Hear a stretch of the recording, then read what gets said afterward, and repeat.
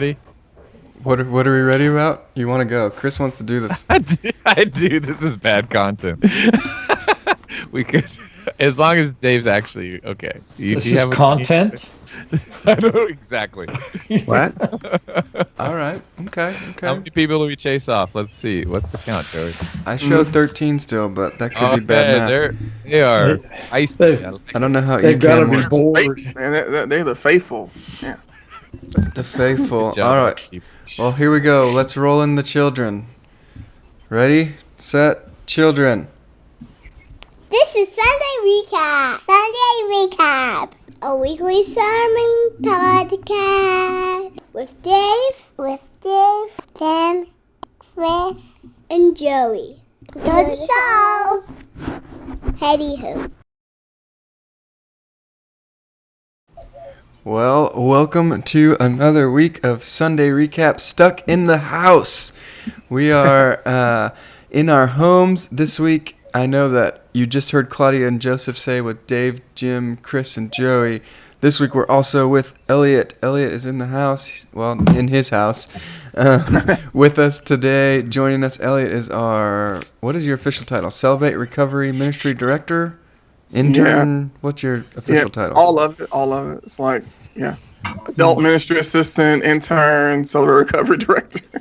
All of it. He does all some of it all. I think it's a little odd that all of us, whenever we're asked our title, go, well, a little this, a little that, and all of the above. So that's kind of our brand, huh? That's our brand. Well, we have Elliott with us today to discuss the sermon with us. Elliott is currently a student at DTS. Is that accurate? Yeah. Yes, sir. Working on his MDiv, a faithful member of our church, a faithful father and husband, and we're so glad to have him with us today. Thanks for joining us, Elliott. Yes, sir. Hey, just a quick check for the audio portion and this. Is anybody not wearing headphones? Because I hear an echo. Does anybody else hear an echo? Maybe I'm crazy. I'm not wearing headphones. Do you need me to wear headphones? No, I don't think it's that bad. I think it's all right. I wouldn't worry about it. What do you think, Chris? Chris is the expert. Okay. You're good. I think I just heard it for a second. I think it's good. So, all right, we're good. We're gonna roll with it. Hopefully, y'all can hear us and see us. A little different method today we're using to record and stuff. So if stuff messes up and you know it, please let us know. But as always, for the last 7 weeks, we are recording audio backups. And if we miss anything in the actual stream, if you're watching it live, it's better to find us on your podcast platform of your preference, your preferred podcast platform. I like that. Find us there. We're there, and that'll have all the audio content in better HD quality. So join us there. Well, we're talking about the sermon this week. Sermon this week is our second sermon of our series. How many weeks is this series, Dave? I don't know. Okay, cool. That works for me. 10 or 12. How about that? 10 or 12. It's our brand. We need to make this a segment. This time for guessing the length of the series corner with Dave and Jim this week. Applause! Yay! It's 7 or 8. 7 or 8 weeks. All right, I'm gonna write it down. Exactly 7 or 8. It's exactly 7 or 8. All right. Well, we are at week 2 of a 7 or 8 week series titled True Unity. This series is from the book of 1 Corinthians. I said this series and Hey Siri went off. It did it again. Stop it. All right. Do not disturb. I know, but I think Siri still goes. She's listening. All right. We are at week 2 of a 7 or 8 week series called True Unity from 1 Corinthians chapters 1 through 4. Basically, the idea behind it is that Christians all over the world are divided, and how do we find true unity? This week, your title was Division Hides the Cross. So kind of a look at what not having unity would be like. And this was from 1 Corinthians chapter 1, starting verse 10 through verse 25. And in the Black Pew Bibles, it's on page 952. I'm glad you still add that into your notes. Well done. That way, everyone who has the Black Pew Bibles at home can make sure they're turned to the right page. That's good. Anything about choosing division hiding the cross? Obviously textual based, but what made you choose that as your title? Let me think. I felt like I hadn't focused as well the week before, and so I was really trying to focus on what's the problem. So that title grew out of that, really. The problem is that division hides the cross. So opposite of the prayer of Jesus in John 17, where he prays that we would be unified so that people would see Jesus. Now this is the opposite of that. Paul's like, you're not unified, and that's causing problems. That's clouding the gospel. So, one of the questions we got yesterday during our hangout in the lobby was about using the phrase "the cross," and I think that we should talk about it now here instead of waiting for that question later, because your title is "Division Hides the Cross." So, the question was more or less. Is there any difference in saying the cross or saying Jesus, right? So could you have said division hides Jesus or division hides the gospel, maybe might be another way to say that. So I thought that was a good question, a good clarifying question, and it would help us clarify your title choice this week. Could you help us with that? So in general, they are interchangeable, and I started with gospel because that's become a default buzzword, so that's the first thing I think of. But I think it's kind of problematic that we use the word gospel so much in our tribe because it's not really a clear word. Like the word in Scripture is good news, and we've turned it into this other. It's a linguistically strange word, gospel. It comes from Old English, so I think that was my first thought was gospel, and then I thought Jesus, which is where Paul's going. So when I'm doing an expository series, I'm trying to focus on what's right here in the text, and then is he going to say kind of the same thing in the next passage? And if he's going to say kind of the same thing, then which word do I want to use this week and which word do I want to use next week? I want to be as clear as possible. So cross seemed to be his focal point, even though he did use Jesus. He used these other words. There's this particular scandal and grotesqueness of the cross itself that is part of where Paul is going. And this whole 4-chapter section, it's a scandal is one of the words the Bible uses. It's a tripping point in a sense. So I think just thinking through main idea, where's Paul trying to get in Paul's head? Where's he going? What's he trying to say? In general, Jesus or gospel would have worked, but in the specifics, Paul was really focused in on the grotesqueness and the scandal of the cross itself, the humility of it all. Yeah. All right. I like it. I think that's a good answer to your question. Anyone have other thoughts on the answer to that question, or is Dave's answer the only answer? It's good. Yeah, I like it. I think a lot of times we hide away from the word of the cross, but I think it should be brought up more because it points us just to the brutality of like the cross and what happened. I think if we just focus on that more, it would bring us to a form of humility. When we just say the gospel, I'm not saying it's watered down, but I just think when you say the cross and you have to focus on really what happened, man, it's pretty powerful. So I love that you use that choice. And even Paul said, hey, I came to preach Christ and Christ crucified. He wanted to make sure he highlighted the crucifixion. So I think that was definitely appropriate.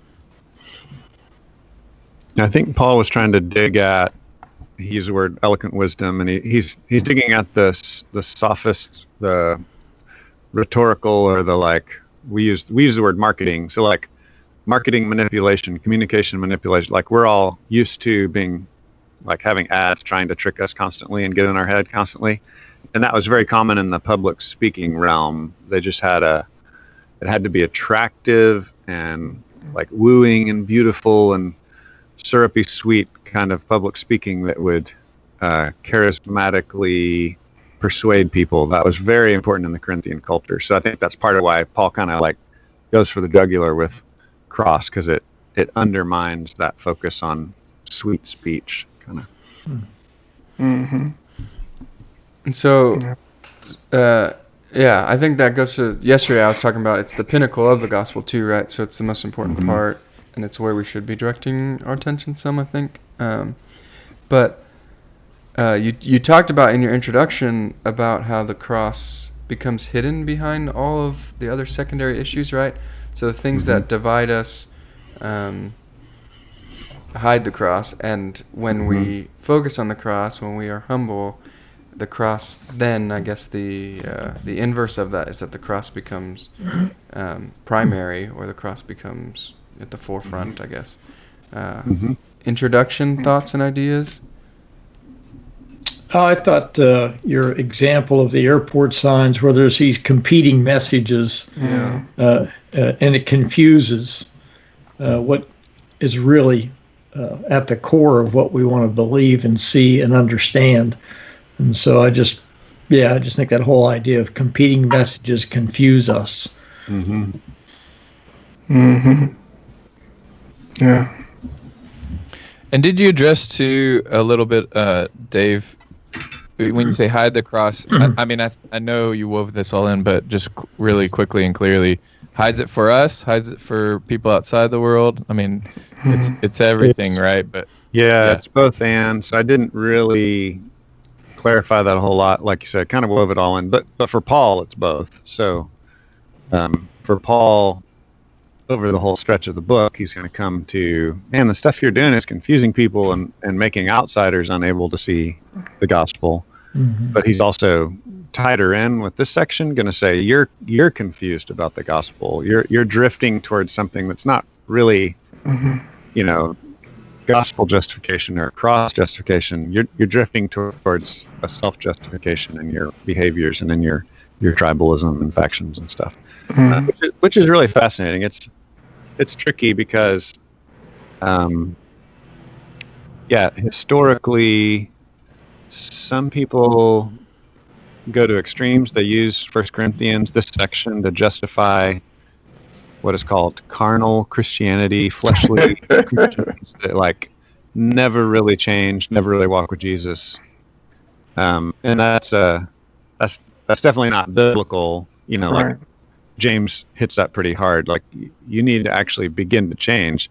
The other extreme, though, is people countering that can sound like you're only a Christian if you got all your junk cleaned up and together in your life. If not, you're not a Christian, and that's not true either. I mean, Paul's here attacking, fleshly Christianity where they're not looking like they're supposed to look. And he's saying you need to go back and remember the gospel and remember how the cross actually works. It's good. So, Dave, would this be considered, I guess this group of people, would they be considered immature Christians? Or, how would you, I guess, categorize? Because I've heard the same thing about carnal Christianity. Yeah. So kind of how would we label them? I think so. And so here's what's dangerous is you'll hear people critique carnal Christianity, but it exists, and it's right here in 1 Corinthians. So, I mean, you gotta, right. So you got to be careful to say, well, just because the extreme of that quote-unquote doctrine is wrong doesn't mean this data is not here. Like, there is such a thing as immature Christians and carnal Christians. They exist, and Paul is calling them back to the cross and saying, you're drifting towards putting your hope in your achievements and your, secondary issues, methods, culture. So he's calling them back to Jesus, calling them back to the cross, saying this is how you're actually going to get yourself on track. So what were some of the secondary issues causing division? I mean, you talked a little bit about it, but what were some specifics there, and what do you think are some specifics currently? That's good. So, man, he doesn't go as, in this section, he doesn't go as deep. In the rest of the book, he kind of unfolds with communion, you have rich and poor differences where the rich are kind of being insensitive to the poor and showing off their wealth. So I think that tracks with a general idea of success versus failure, strong versus weak. We kind of use some of the language that Paul has. So I think there are just layers of this culture in Corinth, where Corinth was a place, it was a bustling city. There was a lot of up and coming people that were what they call freedmen, former slaves that were like the rising middle class, so to speak, so what we would say kind of like rags to riches stories. And so they were trying to become the wealthy and powerful, moving up the social ladder. And Paul was like, don't let that get in your head as spiritual growth. Like that's a different thing. And Paul's real clear, rich or poor, you can follow Jesus. So it's not like one's better than the other. He's just like, that's not, that cultural value is not how you're going to grow in your faith, and really not how you're going to follow Christ. You're going to follow Christ despite being rich or poor. They're snares with being rich and snares with being poor.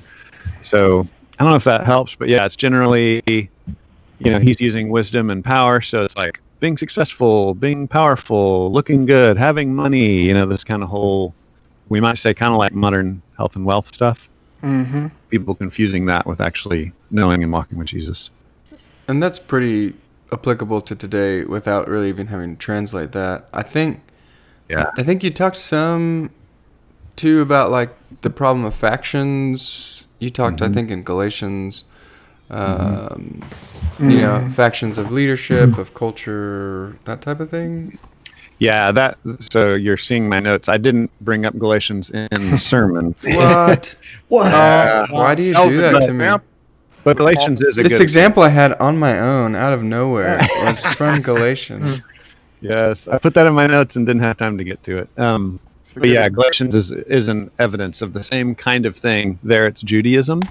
So I think in Corinth, it's more of a Gentile, free grace, we don't really have to change kind of thing, kind of an immature Christianity. Whereas in Galatians, it was Judaizing, so like there are, we call it legalism and license, right? So those are kind of the two extremes we go to where we miss the gospel. One is like, grace is grace, we can do anything, we don't have to change. And that's more of the Corinthian problem. Whereas in Galatia, it was they were coming in saying, oh no, you need to become a Jew in order to really be loved by God. And Paul was fighting that kind of factionalism over there. So it's a factionalism in both places. Where people are putting their identity in following certain leaders and like, oh, I'm more holy because I'm in this team, or I read this kind of book, or I follow this podcast, or I love this preacher, and again, we can do the same thing today, and that's where you have to be really careful and say, is it okay to have like a favorite author or a favorite preacher? Yeah, probably. Problem is when you start quarreling with one another. That's the language Paul's using. When you're fighting and saying, I'm better than you because of who I follow, I think that's the real tripping point. I don't know I'd push that back to y'all. Where do you see the, like, I've crossed the line between normal preferences and like unholy preferences? What do y'all think? Unholy preferences. I mean, I think there can be a really easy cynicism. It's interesting to me because it's usually a let me say this. We have these clues. There's these markers of, what do you think about this topic? Mm-hmm. What kind of politics do you subscribe to? What kind of, which preacher do you listen to the most? And they are actually clues of people's worldview. So they don't come from nowhere. They are a, like, oh, that's kind of shorthand. Kind of people make fun of the Enneagram, right? Because there is the danger of saying, oh, you're a 4 and I know everything about you now. And that, I think that's a lot of what we're talking about, and where I see it come up is, as soon as I heard that you liked this book, I think I know everything about you, and I will distance myself without actually getting to know you. Or as soon as I heard you're okay with singing this kind of worship song, that's the thing, that's the stereotype, right? And now I'm just gonna write you off as I know everything about you. And so I think that's where I see it the most. Before even saying I'm putting out an identity for myself, I think we're ascribing identities to other people based on a social media post or whatever it is. So that'd be my fastest answer, probably. Yeah. I think for me, when it comes down to preferences and then you divide over them, I think that's where, for me, that's just wrong. I think if it's doctrinal and it's legitimate, I can understand to a degree, but when it comes down to preferences, I just don't agree with that at all. I think, the beauty of just having unity about like multicultural is that you learn from one another, and all those cultures and things like come together like a quilt with different fabrics and patterns, and now you spread it out and it's beautiful. And I think that's kind of like when I think of Christianity, I think of that. But one color quilts are not the same. They're just kind of plain. So I would think preferences. I think that when you divide over that, for me, I'm out. But doctrine, I can understand to a degree if it's legitimate, kind of like why we go that route. Or even before you divide, if you just see another option of doing something or way of doing something, and you just instantly hate it, or instantly think it's wrong, or instantly won't participate in it. Yeah. I feel like that's a sign to. I don't know if that makes sense or not, but It does. Like not give it a shot, kind of. And not measure it against the standards, right? We'll talk to him later. You gave, was it 5 standards? I don't know. I'm not in that part of the notes, but you gave some standards for what that would look like doing that the right way and why we do things certain ways. And so if you're not looking at it through some lens like that, like, is it biblical? Like if instantly you're just like, I don't like it, it's not the same, it's not good. Yeah. That's the difference I'm thinking. Yeah, me too. And you did talk about it a little bit in your introduction, but I think we should probably save the big of that for later, because you've only got 2 points this week, and that's the main part of one of them, right? So Stingy. Yeah, it's just not much to work with. Oh wow! It was like a 15-minute sermon, wasn't it? I don't think so. I don't know. Man, I'll tell you what. It was a good week this Sunday in church, though. Everything went pretty smooth except for Chris's in-ears, I think. Poor Chris was ripping his ears out. But all right, what other things? Well, I didn't forget. I just didn't look. Oh yeah, I forgot about that. That ended up working Muscle out. memory. It ended up working Memory, out. man. But Chris just lost his ears, I think, indefinitely. So at least It was worse than nothing. It was like really loud nothing, really loud nothing, really loud nothing. Yeah, it was really bad. We survived. I definitely was at a close shot when you first started ripping them out, and I switched to a wide shot, so it wasn't just you like ripping at your ears.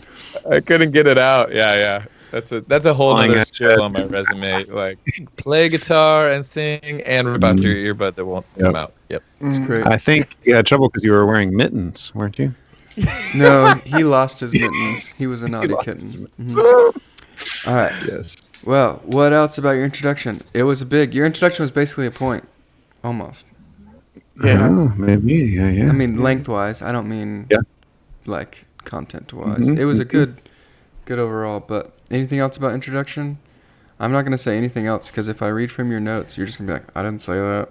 You're just reading my notes. Anything else? I'm interested maybe to set the stage. Maybe this will work to set the stage of what are our modern factions. Just not address the solution yet, but set up what are some of the modern factions, and then as we go through the points, maybe that'll like more specifically apply to that. Does that make sense? Yeah. Well, I think style is one. Style separates people for whatever reason.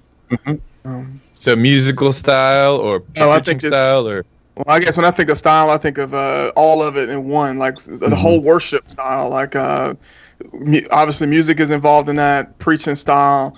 I've heard some pretty, grotesque comments about stuff like that, and I just find it really offensive.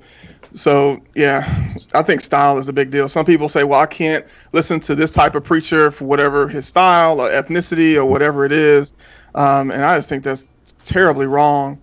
So I've seen people break and just kind of do their own thing because they and then we live in a society where it's individualized and you can have so many options.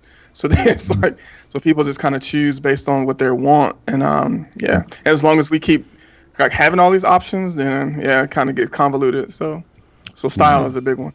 And I guess to me, that's a huge umbrella too. I don't know how it's easy. I mean, and we don't want to label people either, Right.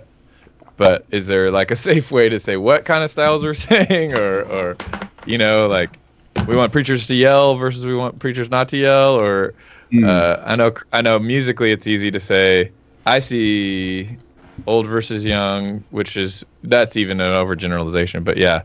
Hymns versus non-hymns. I think another style thing too is like length of sermon or type of sermon. Like that's another style thing too, right? Yes. Like, yeah. Like we have friends who do real long sermons when we go to their churches, and it that might divide some people and be like, I can't go to a church that does sermons this long or whatever. I think that's part of it, style. Yeah, I think intellectual versus emotional. Okay. It addresses sermons and music both, but there's kind of like an intellectual approach versus a emotional approach, and both will say the other is wrong, Mm-hmm. Yeah. I think I feel like expositional versus topical is a big one. I know when I grew up, if you didn't, we would call it hooping. If you weren't hooping, then you weren't preaching. So that was a big deal. If you came with expositional preaching, somebody would easily say, "This is boring. I'm not into this." And so that was a big deal. Trying to I'm think not of sure. what else. Yeah, I'm not sure how to categorize, but I noticed it's like social activism, and I don't know what's the other side of that, but can you describe that, Dave? You know what I'm talking about? Or almost like political involvement too, that kind of. Yes, I think that's the opposite of it. I think it's Yeah, social activism versus just.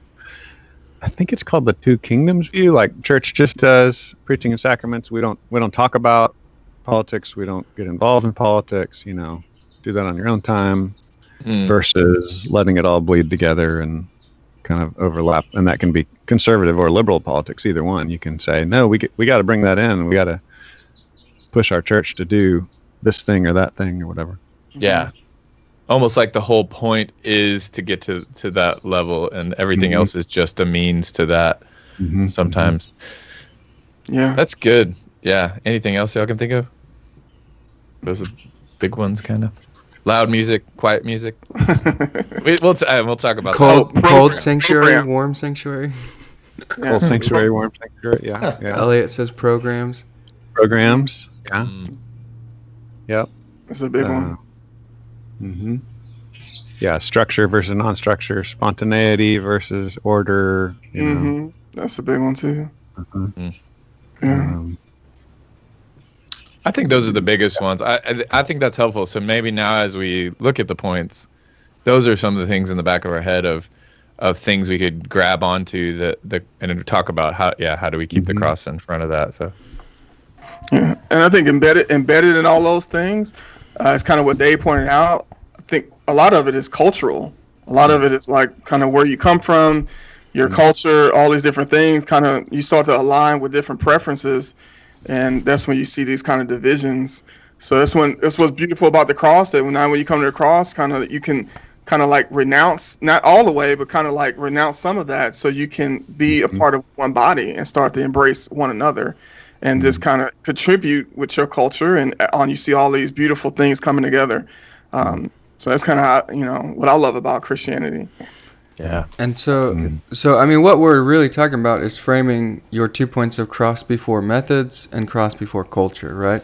And so I think I want to clarify too that cross before doesn't mean cross only, and it doesn't mean cross instead of maybe. So cross before methods means that it's more paramount, it's more important than the method. The cross before the culture means it's more important than the culture, but that doesn't mean that the methods or the culture don't have some influence and don't make it more beautiful even. I don't know what to write. Yeah, I like that. Yeah, and I think there can be an illusion that we can like float in space with like the perfect biblical, culture that's no real earthly culture. Well, that's not really possible. Like you're gonna have to make a decision. Like you're gonna have to do something, and that's gonna be more like this culture and more like that culture. I think we just have to keep like stirring the pot personally, So yeah, you got to have a method. This is how we're going to do things, and that's totally fine. I think it's when you put your identity and your I'm better than you kind of language because of your methods and culture. That's where it gets really dangerous. Yeah, maybe diving in a little bit to the method side of things too. The thing I like to say often is you can either be a baker or a food critic, right? Mm-hmm. And you have to be very aware of what you are, because guess what? The food critics aren't making anything, right? Mm-hmm. so like, but the baker doesn't have, or the cook doesn't have the option of not having a method, right? He will have to bake something, and that's putting yourself in a dangerous place. So I think people need to always be really aware of that, of like, it's so much easier to just wait for someone to take the lead and to do something and to try something and then just sit back and say, nope, didn't like that. But as soon as you're put into that kind of leadership position of you have to make something happen, you have to choose a method, like you said. There is no way, if you have no method, you're not actually doing anything. You're just a food critic. You're just sitting back and saying, I don't like what you did. And that's only tearing down. That's only a subtraction, not an addition to anything. So, yeah, and I think it's a real danger of the Christian culture right now. We have a blog culture or a online commentary podcast culture, where there are a lot of people commenting about Christianity, which is part of what we do as Christians. We talk about stuff, so it's not like wrong. Yeah. That helps us grow, but that can become a thing in and of itself, So, that's just a dangerous thing we have to be on guard about. So it's not like wrong. Yeah. That helps us grow. I'm echoing. Yep. Somebody's watching our Facebook stream, and they're on it. That's my guess. Nobody's gonna admit to it. All right. That's all right. Me. Okay. He already said it. Mine is playing in the background, but it's off. Like, so I don't know. It could be eCam. It's a new thing. Well, we're kind of already in point one. Yeah, we are. So point one was the cross before methods. Chris is always trying to not let us rabbit hole, but then he rabbit holes 5 minutes later. Put a timer on it. Watch. I'm just kidding. do a rabbit trail on point. That's my goal. I love rabbit trails, but I want them to be linear rabbit trails in the right field. We're building a warren. The holes are in the right field. Yes. In the field of yellow flowers. All right. We're already talking about preferences. We're already saying, I don't know. I lost track of time. I got distracted of our place. I don't want to read your notes out loud because you're just going to tell me it's something you didn't say. It's not my fault. I think everything else is safe. It was just that Galatians thing. Everything else. I don't believe it. All right. Dave says the explanation of cross before method is that it's not forbidding preferences. Yeah. Wait. You wrote this wrong. His notes say not forbidding preferences, not forbidding disagreement. But what he means is not forbidding preferences, forbidding disagreement. Right? No, I actually meant. I meant that. Read the third line. You can't highlight something that's oh my goodness. I quit. Dave, your notes were all wrong. Somebody else take over. I quit. Throw them away. Well, you're reading his diary. Don't critique. No, this is really good though, Joey. This is a case in point. It's really hard to distinguish. So, like I was trying to say there. We're not forbidding preferences. You can have a preference. We're not even forbidding disagreements. It's forbidding division. So it's like, well, where's the line? Can we argue about stuff? Well, yeah, we can argue about stuff. So that's where it gets really confusing. So I have to put that in there because I am a temperament that prefers to never disagree about anything. And I've had to really press into, we can't get anything done unless we, in a healthy, godly way, have some disagreements, some healthy conflict. So again, that's where I was like, so what's the line? What's the line between healthy disagreement and quarreling and factions? And that's a hard line to walk. I think saying we're on the same team is a huge part of it. When you say you're not on my team because you're on team small group, but I'm on team one-on-one accountability group, right? So those are two discipleship structures that churches use. Well, to say you're not on my team because you believe in that method, that's like that's hiding the cross. That's saying it's not the cross that puts us on the same team, it's our methods. So we can have disagreements and say, I really think here at this time in this place, small groups would work better to help people grow in their faith. It's okay to have that disagreement, but then to say we're not on the same team because you like this other method, I think that's part of where the line is crossed. What do y'all think? What's the difference between healthy disagreement and like quarreling in Paul's mind? How about before that too, we clarify that this is in light of what you're calling the cross or the gospel or Jesus, right? So there is a time to divide, right? There is a time for division, and what is that, right? So before we get into minutia of what's the difference between disagreement and division, is there even a time to divide? My answer is yes. And if so, what are those type of things? Which I've already hinted towards, I guess. But yeah, I mean, you give up the cross, then we're not brothers, right? So that is the division. That's what makes us not families. When you say, I'm saved by my works, you're saved by the cross, we can all be family. And it'd be like, well, no, we're not in the same family then. Those are two different families. What about people? What about people who think they're in the same family? Does that make sense? So, I don't know. Do y'all have a good example of that? I mean, are you talking about like Jehovah's Witnesses or something? Yeah. Yeah. Well, I think it helps. It helps that some of those groups say we're not in the same family. I think it gets a little more confusing with our LDS friends, our Mormon friends. Will try to say we are the same family, but you're wrong unless you come over to our side. But we're in the same family, so they'll kind of say both in the conversations you'll have with them. And so I think we just have to have those ongoing conversations of like, no, different family. We believe in this, and our hope is in Jesus and the cross, the Trinitarian God. We have these specific things we're hoping in that make us part of a different family. We can still be your friend. We can still talk to you about things. Let's work this out. But I think that's part of the bigger picture. That's part of what a church is doing every week. We've talked about this in other ways in the past. There's this idea that church discipline is like, oh, you've done a bad thing, you're out. But church discipline is like everything we do. It's the culture.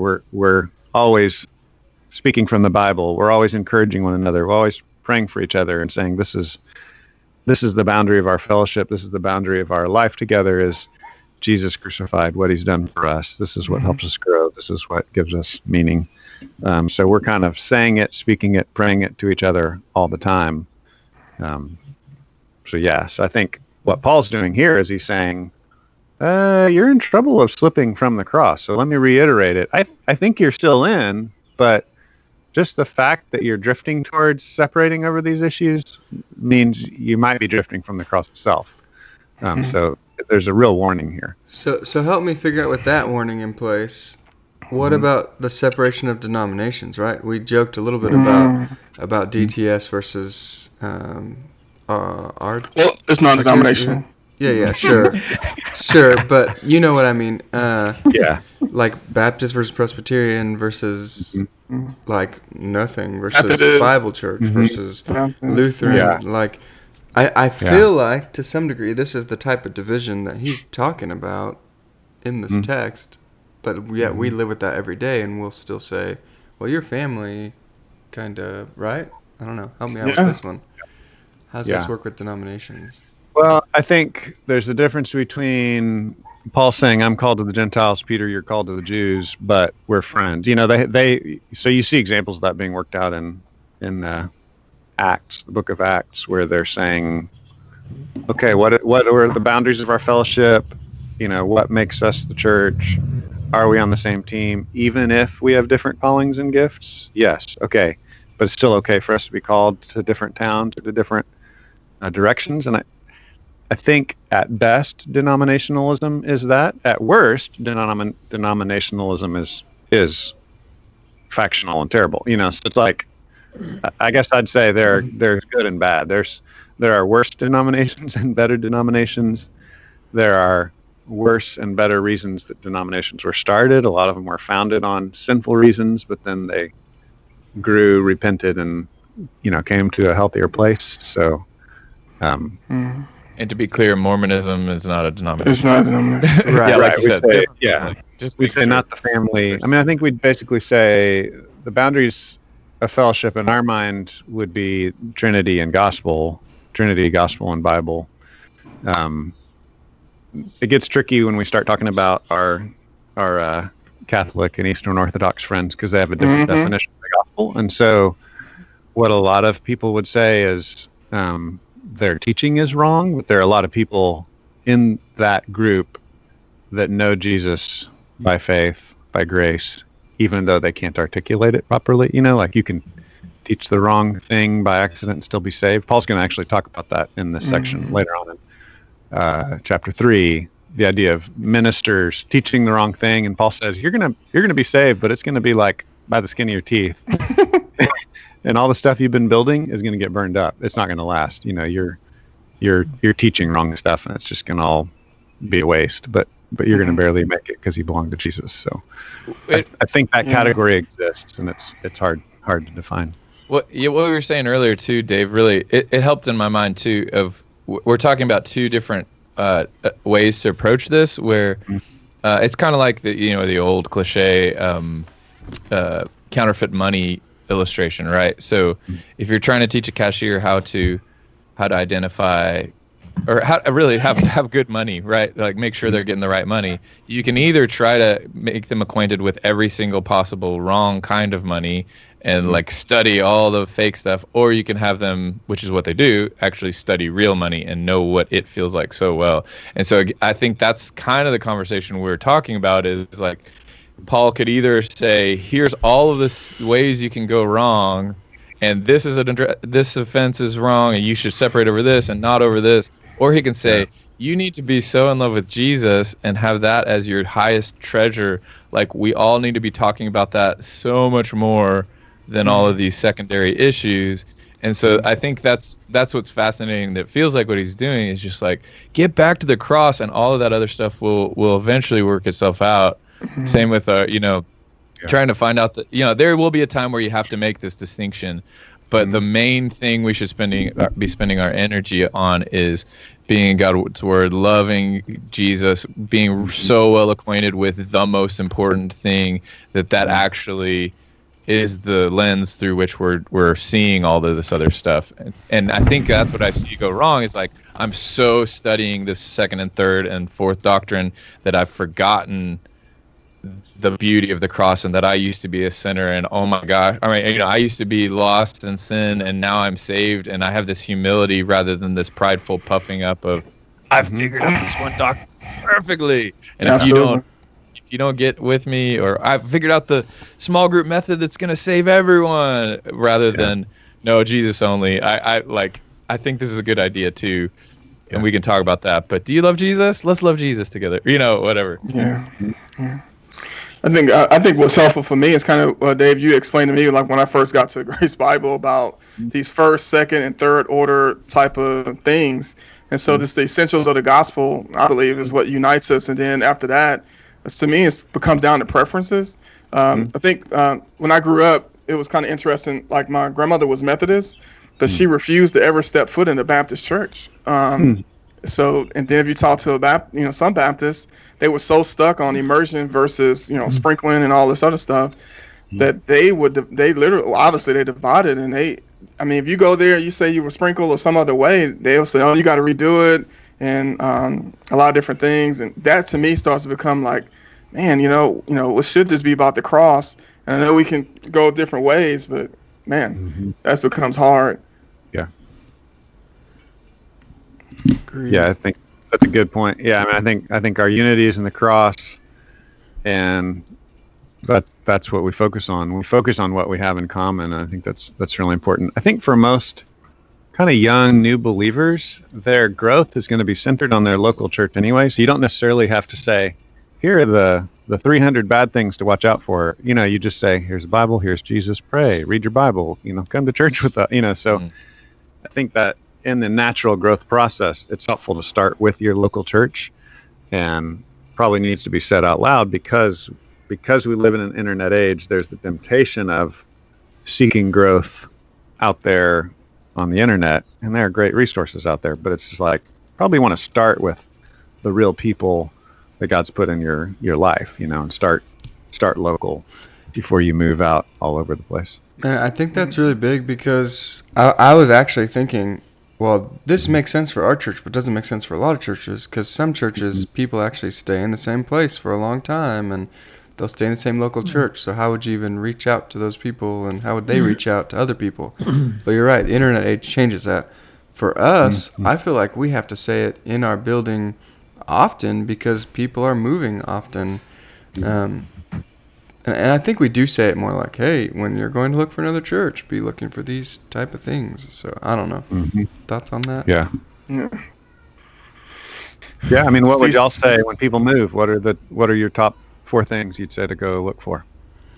I'll tell you my top 5. How about this? Biblical, honest, congregational, doable. No, just kidding. Sorry. That's Dave's list for how they choose music. Yeah. That was cute, though, right? That's a cute joke. I can tell you how the things that were important to us. Number one was, how do you handle the Word of God? Is it a Bible teaching, expository preaching church? Then we look for community, like did people like come together in communities, or was it just like Wednesday night Bible study but no small groups, like no way to connect? So those are 2 kind of top priorities for us, and we really was nothing that we didn't really. I can't say we didn't care about worship and all that, but none of that stuff really mattered. We just it came down, do you love God and do you love people? Do you preach well, and as far as like handling the Word of God, and do you connect with one another? After that, we were open. That's good. Anybody else? Chris, Jim? No, I'd agree with those. I think with music, whenever I've been looking for another church, I haven't looked so much for style, but more for theological content, right? Like, are we just doing fluffy songs? One of the big tip-offs to me is if I go to church and the song talks a lot about me or I versus you or he, right? Anyways, that's something I glance for in music, at least, I think. I don't know if that's valid. Chris can veto that being a good idea or not, but No, there's a place. I think there's a place for it, but yeah, if it's all me. Yeah, I mean the majority. Yeah, totally. And I think that's actually going to be a marker of the preaching and the theology of the church, because people who are okay with kind of fluffy, not distinctly theological songs are gonna preach that way probably also. So, but yeah, I it's hard because I guess I'm sure there's outliers. Maybe I haven't really done a ton of church shopping in my life, but yeah, I think the way you handle the Word of God. I was thinking too. That's why saying the cross sometimes is really helpful versus just saying Jesus first, because one, you can have a personal interpretation of who Jesus is that's not connected to the Bible. What's beautiful about the cross, I would say, is something. Well, I don't want to go too far in a million different directions, but what it is it's the incarnation. It's the transcendent God becoming immanent to me in my life. It's the collision of high theology and practice, right? And so I think there's the two ways you can fall off the boat is just either to be only a sort of Bible nerd that is looking at high theology and studying these abstract philosophical and theological concepts, and it never affects your life, and it never helps anyone else, and you're never talking to real people, right? So that's a true danger. And then there's this other thing where you're running away from the Bible, and you're only looking at your own experiential feelings about who God is. And so, again, the cross collides both of those things, and you have to have, like they say, doxology and theology. You have to have right thinking and right doing, a worshipful response to this truth. So I think that's why it's beautiful to say the cross. That's kind of the shorthand in my mind of why saying the cross first, what that actually does combine those two things. You can't get away. You can't be an ivory tower scholar who never goes out and serves other people, and you also can't be a person who just thinks God is whatever I think he is. So that's why, that's also, to tie that all together, that's why I think the Bible, the way they handle Scripture, is the most important thing for a church, because we know, hopefully as gospel people, that there's that crimson thread of the cross is the central point, and you can watch everything building up to it in the Old Testament and the effects of it in the New Testament. And if you're missing the cross that is in every chapter of the Bible, right, or every book of the Bible, then you're missing it, the point. Like, well, and what's shaping everything else you're doing, right? Yeah, exactly. Yeah. That's good. Jim, you visited a bunch of churches when you moved to town 10 years ago. Can you recall what you were looking for at that time? Yeah, a lot of the same things you guys talked about. I mean, music was obviously a preference, and I tend to go with Joey's comments there. And what I see different is you can use the words "I" a lot, but it's how I relate to God in the song that makes a difference, not what I do. So it's not my performance being voiced in the music; it's my relationship being voiced, I think. And then the preaching, I'm looking for people who rightly divide the Word of God, right? They are doing expositional preaching. They are focusing mostly on preaching through a passage as opposed to picking a topic and trying to uphold that topic via verses from all over the Bible. And there's a connection thing. I think that's really important, because if we don't know each other, if we're only coming there for a get-together that then we don't see each other during the week, then we really don't have community. And I think that was really important to us. So yeah, those things are the things that stand out to me. That's good. I would add something that's always been important to me is a desire to reach the community outside of the church, and that translates into like a zillion different methods. Like, so that can be more evangelistic preaching, or that can be programs outside Sunday morning that are evangelistic, or it can be, it can look like a lot of different things. But that's something I know when I've church shopped, which hasn't been for 20 years, but when I was doing that was an important piece for me too. Yeah. Well, we've kind of built our own application for this section. Dave, you were talking about the application of clarifying the cross, which is, similar to what we're talking about, I guess. But you're basically saying know the gospel well. Once you know the gospel well, you need to learn to separate it from methods, right? So what? I think if we memorize key gospel passages, key, cross passages, then that keeps it at the forefront of our mind instead of just assuming we know it. Actually memorize what Scripture has to say about the gospel. Study it, and then it's easier to keep the cross first. Yeah, because I was going to ask Jim when he was talking, but then he kind of actually answered it. But I was going to say, how do you know when a preacher actually is doing the things you were talking about, right? But then you actually kind of gave an answer. But the answer is know Scripture, right? Study it yourself. Know what the gospel is. Know what the truth of the cross is. Become a cook. Yes. Good. Yeah. Get in the kitchen. Yeah. A vegan cook. There That's a method. I knew it would come. All right, yeah. I just got to give a shout out to, a shameless plug. Shameless plug. Bacon every day, man. Carrot bacon. Bacon for the glory of God. Carrot bacon. Yes. All right. That's a podcast title right there. Oh, I don't know about that one. yeah, just joking. My. So is it okay for Elliott to like vegan cooking, or is that a faction? That is a gospel issue. I think that's a freedom issue. Yeah.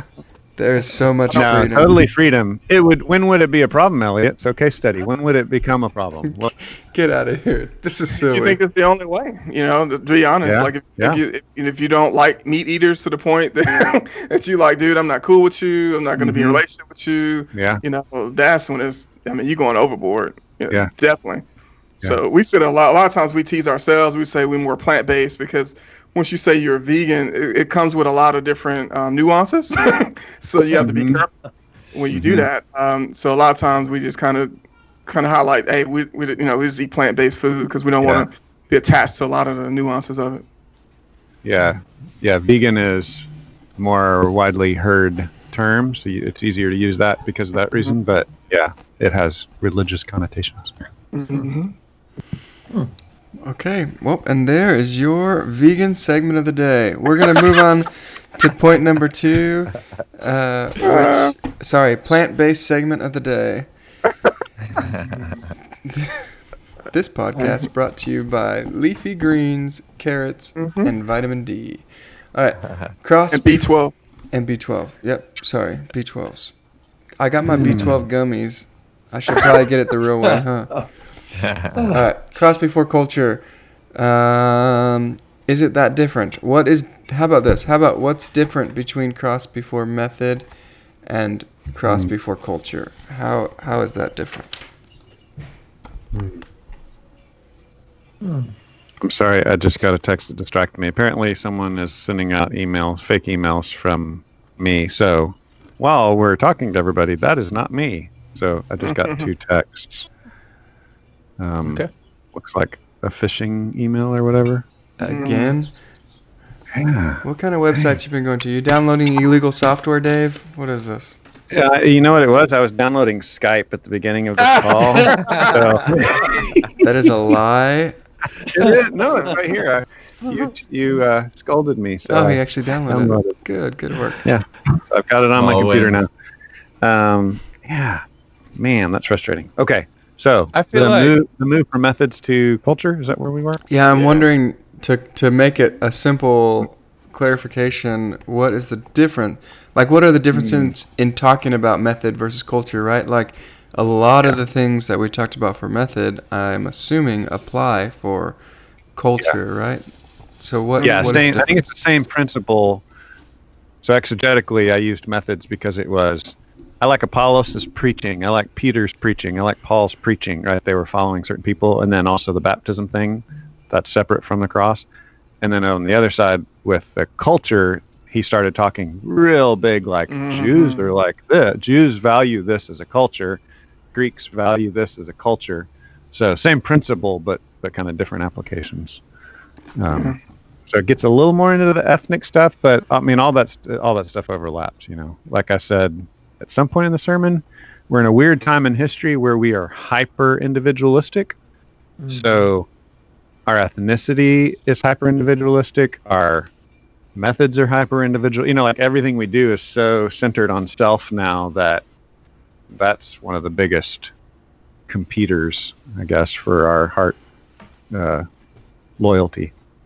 Yeah, my hack at the answer for your question, Joey, is I feel like methods feel like more intentional. Like, I studied this thing, I decided this is the way to go.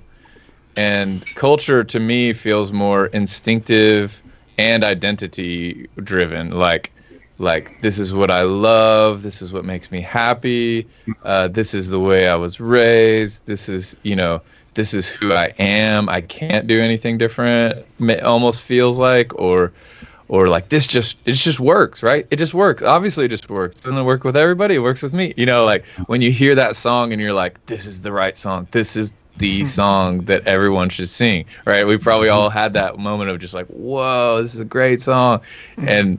And so I feel like, does that feel pretty fair to say, Dave? Like kind of this intentional choosing of a path is the methodology, and the culture is more like it's built into me and it just feels right sometimes, and it should be obvious to everyone else too. Yeah, that's probably a good way to think about it. Yeah. Yeah, I don't even think we have to think about the culture part because we grew up with it. Yeah. It's the air we breathe or have breathed all our life, and so we make joke about old people like me. We get our hardened categories, right? The longer we keep in living like that's the way it is, the less flexible we become. Yeah, I feel like culture. I was gonna say I feel like culture is way harder to battle than methods are. Like we're often quicker to say, okay, we'll give up this method and for whatever, but to give up our culture, that almost feels like who we are, right? We can't give up who we are. Yeah. I see methods as kind of coming out of your culture.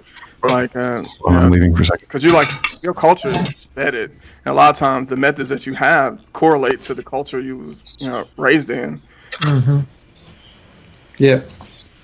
I remember taking a class one time in a worship class, and I had the task of doing a Bible reading in a group, and the professor was from Canada, and he was like, he told me you had too much emotion in that, you have to like tone that down. Oh, what? He said no. Yeah, but in the way I grew up in African American church, that was, you had to, it was the big deal. So for me, it's just so embedded, like with some of the things that that I do, like as far as being forceful or in preaching or being emotional, stuff like that. That's just kind of how I was built, So I didn't find it offensive. I just found it unique. I was like, why do I have to?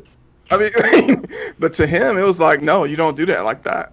And well, and I would say to him, he took the issue too far. He could have said, hey, that was real emotional. That might come across strange to some people. You might want to think about your context of where you are when you're doing that. But for him to say, no, don't do that, that's actually probably, in my opinion, incorrect. Well, it is. And I was in the class. I was the only African American, so it was kind of like, I get it, but it was one of those things that it's kind of annoying. I didn't find it offensive. I just found it annoying. Like, I just found it like kind of closed-minded because it had nothing to do with the gospel. It was just a preference. So there's no right way, to read scripture unless you're gonna butcher it up. But the way in which you read it, come on. Yeah. Yeah. What do you think about crazy. that, Dave? I love it. Elliott is a genius. Good. Yeah, right. Well, that does make me think the difference. There's a difference between your family. Like I keep thinking local church versus whole church, and this like division from my local church, division from all church. Period. But there's this moment of as a missionary, the way you would act versus when you're with your family, and I feel like so right, like Paul even will talk about becoming all things to all people. So there is a place like as a missionary where you might be even more okay with setting your culture aside, like you were saying, Joey, like context, right? So I totally react against what they said to Elliott. That's crazy, especially in a class like if that's like a family moment. If you're in your local church and you're serving, like to a large extent, be you, right? Like don't stop being you. And I guess then there's this difference of a missionary moment of like, okay, I'm going to be even more aware of what is going to translate. And then I do think there's a messy middle, like when you're entering into a new church, trying to figure out what are they ready for? Do they know me yet? Is this, you know what I mean? Like, I'm sure there's that like awkward, like, okay, I know if I just gave way to my total preference, I would do this. But they're over here and they're not ready for that. They would take that totally the wrong way, right? But maybe if I stick with it and we become family, then there's more and more freedom, and that actually brings me back to the thing of like should be this journey from food critic to cook, and you get to cook more and more and more in the kitchen when you're like with family, right? Like you don't have to kind of edit yourself so much when you find out. And what's beautiful about that is you build your own culture, right? Like when someone marries into a family, they start to learn the traditions and the culture of that family, and not only that, but they affect the traditions and the culture of the people they just joined. And that's the beauty, is when you have this whole new thing of that you're a part of the culture. You're not just standing outside critiquing, and they're not just standing on the other side of the room critiquing. You both have like assimilated to each other and become something beautiful together. Yeah. How we got there, but there's my rabbit trail, but we're in the right field, hopefully. Yes. Yeah, I agree. Field of yellow flowers. That's good. Yeah, I agree. I think a lot of times, to echo what you were saying, Chris, that it's kind of the onus, I believe, is on the majority culture to kind of like bring the minority culture along, whatever that may look like. You know, it doesn't have to be ethnicity. It can be class. You know, it could be whatever. But kind of bring them along and to congregate better. So a lot of times, you know, if you're the minority, I mean, you find yourself trying to assimilate more. So it seems like the one that's the majority should be like, hey, you know, no, like, be yourself. Like, you know, I think that's highly important too. That's good, man. Love it. Yeah, so the weaker brother thing, or not even so much that. I just think it's we have to be, as Dave put it later, compassionate and caring about what happens to other people in the way we do stuff. You know, what is the effect upon what we do? Right. Yeah, that's good. Yeah. So again, there's just a danger in either thing. There's a danger in completely withholding your culture and saying, I'm going to edit it out completely and never show anybody who I actually am, really. And there's a danger in saying, I'm free to do whatever the heck I want, and I'm even going to put it upon you to respond correctly to whatever I'm going to decide to do. Right? Like, I see both of those things, and it is a struggle. It's not easy. It really isn't. It takes a lot of self-denial, like, you know, definitely. Yeah. So, to move towards application, your application is more or less be united, right? Find ways to be united and not divided. Work towards unity. I guess reconciliation is another word for that. Reconcile with others, maybe who you have been divided with. And I want to move to the 3 New Testament words that display the cross or the gospel. Move us that way, not because we've been going for an hour and 20 minutes, but because we've been going for an hour and 20 minutes. Got to move us towards an end. I love it. I'd say we could stay conversing all day long. Conversing. I'm Dave now. Maybe we could talk again tomorrow. We'll bring someone else in. But your 3 words were, who knows them off the top of their head without cheating? Oh, without cheating? Oh, I already cheated. Me too. Too late for that, man. My notes are in front of me. Right. So much cheating. All right. I'm not looking at my notes. You want me to try? Oh, yeah. It'll be really hard for you. Please try. Exactly. Oh, gosh. How about this? Would anybody add to those words? So say them no. first. Okay, can we say No, but I was going to say that the first one, I think, is the hardest one, compassion, because we have been so, I'll speak for myself, cynicism and criticism of others for what they do and the way they do it without, my example is, I was driving home from up near Gatesville yesterday, and this car passed us, and there's a guy whose head looked like Chris's head, except that it had tattoos all over it. And what do you think my first response was? Wasn't compassion for, I wish you hadn't gone down that road because that is hurting you so bad. I wonder why you did that. No, it wasn't compassion. It was like, you idiot. Exactly, yeah. So, you know, I think that's it's, at least for me, it's really hard to see people doing things that are countercultural or even just giving into their culture and not be concerned for their welfare. Right? Oh, that's so good. Yeah. I think we all struggle with that. Yeah. Yeah. And I think, ironically, the word compassion, I think I read a book called The Emotional Life of Our Lord, and by B.B. Warfield, and he was saying that that compassion was the most prominent emotion of Christ. And I thought that was very, very interesting. Yeah. And definitely humbled me, because I know, like, as as a minority, I would want people to kind of come to my side. But if I have compassion, I should look more to the other side and understand the majority. And I think that's hard, if you feel like you're the minority. So I can, I see it from the opposite side, and man, that's tough. So I have to always challenge myself to get to know other people and understand where they come from, and not be skeptical and cynical. That can be tough. Man, I'm such a cynic. I catch myself all the time. It's so bad. So your 3 words, though, were compassion, which we've been talking about, hospitality, and patience.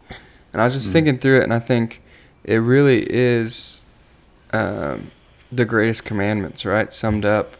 If you love God and if you love your neighbor as yourself, then you will be showing compassion.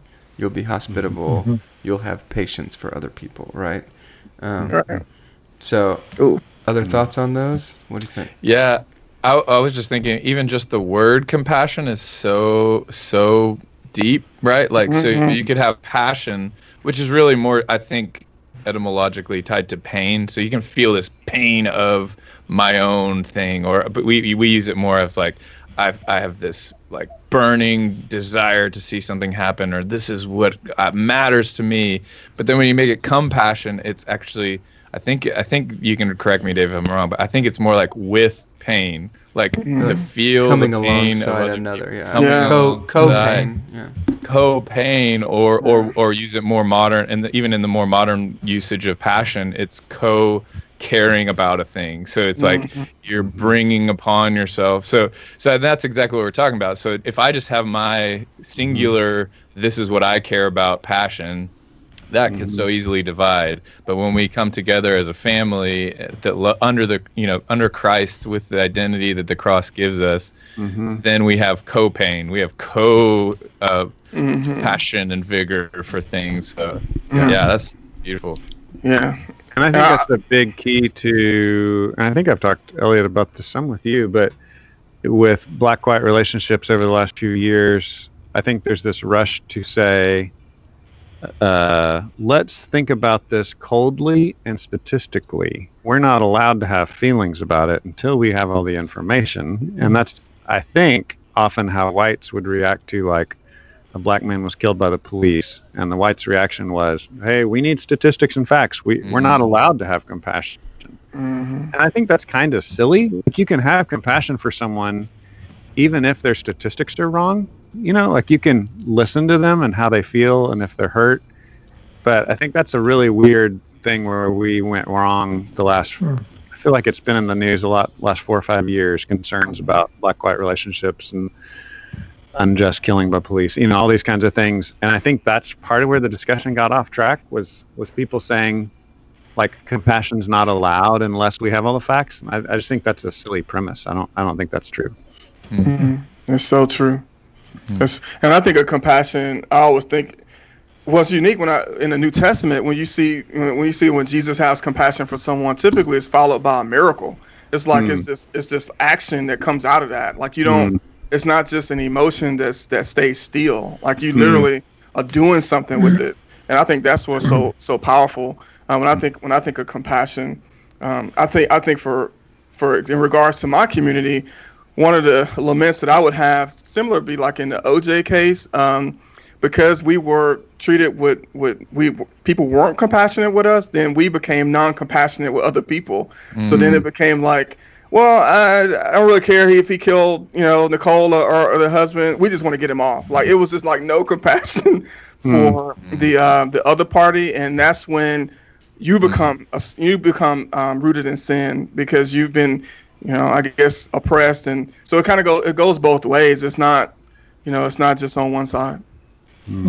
I love that. It's like, yeah, we learn to demand compassion instead of give compassion, and I think that was what I was thinking too, is like this dynamic between leadership and non-leadership. So you think, oh, the leadership needs to have compassion on the non-leadership, but it can go the other way too, where the people who aren't in leadership can have compassion on the leaders who are having to make a choice, right? That happened in the coronavirus decisions all day, right? Like, we're like, we're doing our best. We want to help people. We're reading these thousands of pages of whatever suggestions, and so I think the people who aren't in leadership could have compassion on someone who has to just make a call, right? Dave had to say, this is what we're doing, right? Like, we're doing the best we can. We love you. And I think that, like you said, towards majority and minority culture too, that's some of that same, it can feel like that same kind of power dynamic of people in power, not in power, and is compassion going both ways, right? And obviously there's a huge responsibility on the people in power because they have the power. Right. Same thing with the leaders. You have a higher standard to live to, but don't forget to have compassion for your leaders, or you know what I'm saying, like back and forth. Compassion should. One of the things I was noticing watching TV the other night is that I am more likely to have my guts wrenched by the manipulation of a scene in a TV show than I am by talking to a real person. Because I think we've learned we can be free in the TV thing because nothing's going to happen, right? It's not going to affect me later. But with a person, if I allow myself to emote that way, then I'm really protecting myself by not allowing what they're feeling or experiencing to affect me. Does that make sense? I don't know. I just found it really odd that happens to me. I mean, part of it too is that it's a professional design to wrench your guts, Right. Like, I was going to say, being manipulated, but yeah. It's the soundtrack, Jim. I can follow you around with some violin music if you want to feel compassionate real fast. It's true. I think the one that another aspect when I think of compassion is that you have God incarnate on the cross who literally says, forgive them for they know not what they do. And I mean, he had compassion on people who were literally trying to kill him. I mean, from that aspect, who had the most power in the world. So, so when you see that, it's kind of one of those things, no matter who you are, you have to have compassion for everyone, even in their ignorance. You have to have compassion for them. So good. We did have a few questions about the music side of things too. I don't know if that's a good place to jump in. I know we've been going for a while, so did you have those, Joey? I was gonna look them up. I don't. Was it in this stream or a different stream? It is a email. Oh, it was just to me. Okay, that's why. It's like I don't have. Email to me. This person just said, I enjoyed the mention in the sermon about how music is selected for worship, and I would love to hear more about how you guys came up with those specific questions and goals. Yeah, that's one. There's one other question too, but maybe that's just my hobby horse. So you guys decide if that's something you want to talk about. I will say, Dave, you did an awesome job summing up the conversations we've had for years and years and years, and thought that was really good. And the struggle is real, y'all. Every single week, we're getting feedback of what we're doing wrong. Seriously. Yeah, I think what hit the last conversation Chris and I had about it was someone said, "Hey, you should just do this kind of music." There's an anonymous thing, and it's stuff we've already talked about. Like, yeah, we're praying, thinking, studying on how to do this music. But I think it was just said offhand, real easily. Like, I think the assumption is the only reason you're not doing it is out of ignorance or selfishness. And I don't mean to be overly harsh on whoever suggests this, but there's an assumption that Chris or the band is a CD player, and all you have to do is suggest a song and boop, it gets played. And so I was just trying to help people understand, man, there's this like multi-layered thing going on here where, number one, the band can't just do any song you suggest. Number two, there's like lots of other criteria that we're looking at. So that was what I was trying to help people get in on, like, man, there's a lot to this. Anyway, I don't know if that helps explain kind of where that was coming from, but I was trying to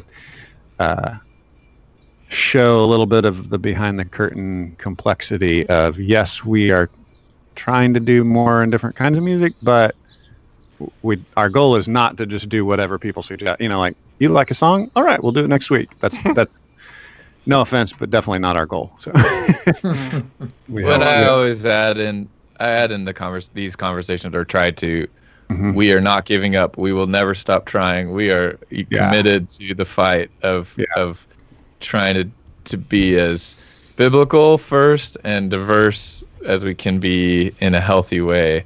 But really, honestly, I think one of the big points to make is people aren't always asking the question, what's most helpful to me? What's most helpful to the most people? They're trying to say what feels best to me.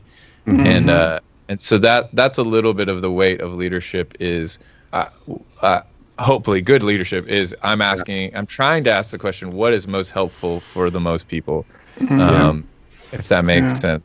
And that's going to sometimes feel like just totally missing the mark. That's going to sometimes feel like stylistically you're just wrong. And sometimes it's going to feel like eating barley bread when what you wanted was, right. Hey Chris, I love the music. I think it's very theological. That's what attracted me. And I've talked to you this before about the music. And me personally, obviously I come from a different background, but I think unless you have other cultures that are musicians that actually join you, that can actually create this new type of music, because it's not going to be one-sided. It's going to be a collaboration of cultures and styles. Then you have a new sound, and that's what makes it beautiful. But until you have that I guess that influx of, diversity within the core, it's difficult. I mean, it's just kind of like no way. I mean, well, it'll either feel disingenuous, it'll feel fake, or it will feel weird and not good. Yeah. Those are the options.